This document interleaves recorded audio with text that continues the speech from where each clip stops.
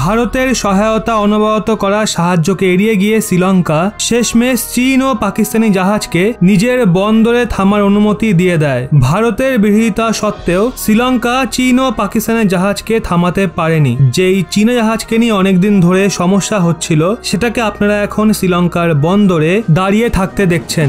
এই দৃশ্যই প্রমাণ দিচ্ছে যে শ্রীলঙ্কা ভারতকে ধোঁকা দিয়েছে। কিন্তু আপনাদের এখন অন্য একটা ছবিও দেখাতে চলেছে। এই ছবি আপনারা দেখে অবাক হয়ে যাবেন।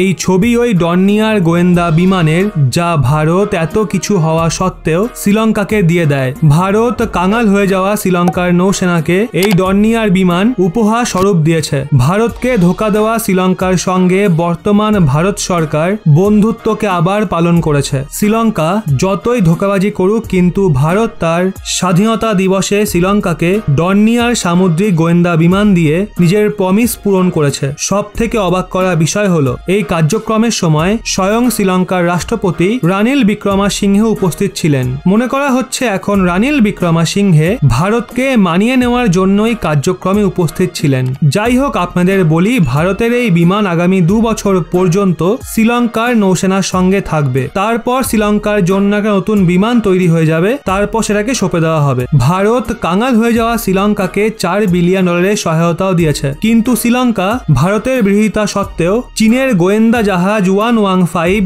এবং পাকিস্তানের যুদ্ধজাহাজ PNS তৈমুরকে নিজের ওখানে নোঙর ফেলার অনুমতি দিয়ে দেয়। তো বন্ধুরা, এর থেকে আপনারা বুঝতেই পারছেন যে যেই দেশি চীনের সঙ্গে যুক্ত হয়েছে, আজ তাদের অবস্থা এতটাই খারাপ হয়ে গেছে যে ওখানকার মানুষরা ঠিকমতো খেতে পর্যন্ত পাচ্ছে না। বাংলাদেশের অর্থমন্ত্রী এই নিয়ে বিশ্বকে সতর্ক করেছিলেন, কিন্তু তারপরেও নেপালের মতো দেশের মাথায় এটা কিছুতেই ঢুকছে না। আর তারা চীনের থেকে লোনের পর লোন নিয়েই যাচ্ছে। যদি এখনো অবধি নেপালের এই বিষয়টা মাথায় না ঢোকে, তাহলে খুব দ্রুত তারাও বরবাদ হয়ে যাবে। আর যে নেপালও চীনের ইশারায় ভারত বিরোধী ষড়যন্ত্রে চীনকে সঙ্গ দিচ্ছে।